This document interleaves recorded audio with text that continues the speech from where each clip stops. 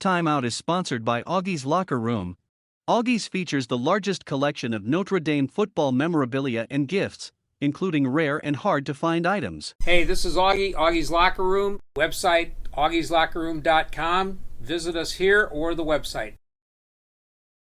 Tim Priester with Tim O'Malley outside the Hawthorne. This is the media hotel for Notre Dame, Oregon State. We're going to play a football game. It's called the Sun Bowl here in El Paso, and we'll be playing that tomorrow. And it is sunny here in El Paso. We just met with the two coaches, Coach Hynson, the interim coach for Oregon State, and, of course, Marcus Freeman from Notre Dame. I asked about Steve Angeli, the do's and don'ts. What do you want him to, what are your marching orders going into the game? And Marcus Freeman said you can't change a whole lot, which is understandable. But I think they can do some things maybe in the read option game with him that you couldn't do with Sam Hartman. Yeah, and I don't really know why you couldn't do it with Sam Hartman, because he used to do it, as we pointed out from his statistics, but they did not, and I'm sure that will be part of it because, quite frankly, you might have to get Angeli moving a little bit more without Blake Fisher and Joe Alt there. Notre Dame has one starting offensive lineman that won a job in August. Now, the other guys might be better than two of the players that were playing anyway, in Billy Schroth and Ashton Craig. But it's notable for communication situations where there's four guys across there. I think they will get Angeli moving a little bit. You got to find a way to let him settle in. And the question I did not get to ask when we were cut off, and I think this is important. Notre Dame has 9 to 10 guys, if you count Botello, with 1,000 or more snaps defensively. How do you play complementary football when you have that on one side and Angeli led with 2 rookie tackles and rookie runners on the other? I really think you have to kind of ease into the game and then see what Angeli can do to help you move the ball and score. You got to score some touchdowns to win, of course. Marcus Freeman has made no bones about it. He wants to accentuate Jeremiah Love, and that means that they can do some things with him that even the great Audric Estime couldn't do. He talked about getting the football to him on the edge, and that all makes complete sense. Certainly Jadarian Price will be involved in that as well. But we go into this trying to speculate about a lot of things, with both teams having offensive lines that are very disjointed right now. But one of the things is Jeremiah Love in space, certainly. He absolutely will be. I mean, I've been calling for the Love-Price compliment to Audric Estime since maybe the Duke game. Might have been all the way back there on the rooftop at Duke. There's going to be something new for Love or Price or Payne in this game, though. They've never carried the football more than 7 times in a college football game. They might all carry the ball more than 7 times in this football game. You figure there's 30, 35 carries out there for a Notre Dame victory, at least. I know we all love Payne and Price. Price and Love. I still think Jabron Payne is going to get the same amount of reps he always has. They rely on him in short yardage and in long yardage as a pass blocker. I would agree with that. Notre Dame's wide receiver core is healthier than it's been in a long time, since very early in the season. And it was interesting to hear Marcus Freeman talk about Mike Brown, the new wide receivers coach, saying that he hit the ground running. He didn't hesitate to go in and coach those guys.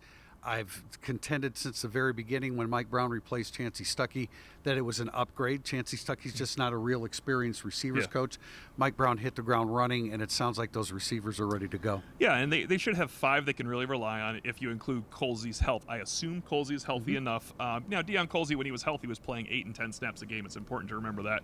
But Salerno's going to join it for a solid 20 snaps because he knows what he's doing out there, and he's a reliable player. It is going to be the Great House Thomas and Faison show, though. I mean, he was asked about the 3 guys returning from injury, and he immediately mentioned Faison has an expanded role. His role keeps expanding since Louisville. If those 3 stay healthy and you have Salerno worked in there, it's a good quartet because you can play one game with 4 wide receivers. You just can't play 12. It was a great comment by Marcus Freeman about the captains that were named for this game. Of course, J.D. Bertrand, the only holdover from the beginning of the season, and of course Michael Vincent and D.J. Brown and Javonte Jean-Baptiste. He said he was going to keep it low key, and then the reaction of the 3 new guys prompted him to bring it to the forefront. I know that they put out a picture with those guys as captains of the bowl game, and obviously it meant a lot to them. Yeah, I think that picture was always going to go out because that's part of marketing the situation. But I think it's great that he wanted to keep it low-key. He was keeping it in-house, a reward for Michael Vincent, D.J. Brown, and JJB. That he asked J.D. Bertrand first if he was cool with it, because J.D. Bertrand is the lone captain to remain playing. Talked to the staff about it, and I think it's great that they were that grateful about it, that he thought they were emotional. I think it's wonderful JJB stayed to play with his Notre Dame teammates, but I imagine DJ Brown and Michael Vincent after 6 years here, that had to be an emotional thing for them. No doubt. Mike Denbrock, Notre Dame's new offensive coordinator, and Lauren Landau, their new strength and conditioning coach, spoke with the team yesterday. Marcus Freeman said that it was brief, but he introduced them to the team. Marcus Freeman received multiple questions about Mike Denbrock and coaching against him, and I was specifically talking about Notre Dame Cincinnati. Yeah, he was talking about in practice situations coaching against him and the nonverbal communication between them when they were going against each other.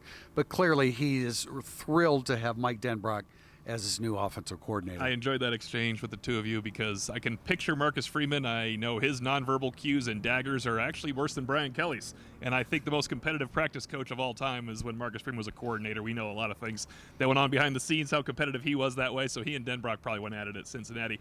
But we did have a question on our board. Denbrock flew home today. He will not be around the team today. That was a kind of question going around. It's a great idea for Coach Freeman to have them meet those guys because that's the future of both positions. But you got to finish up the Sun Bowl right here. I think it's great that actually they will not be involved in this game. Both teams with a whole bunch of offensive opt-outs. Both defenses are in pretty good shape, especially Notre Dame's. Tomorrow, the Sun Bowl, Notre Dame versus Oregon State.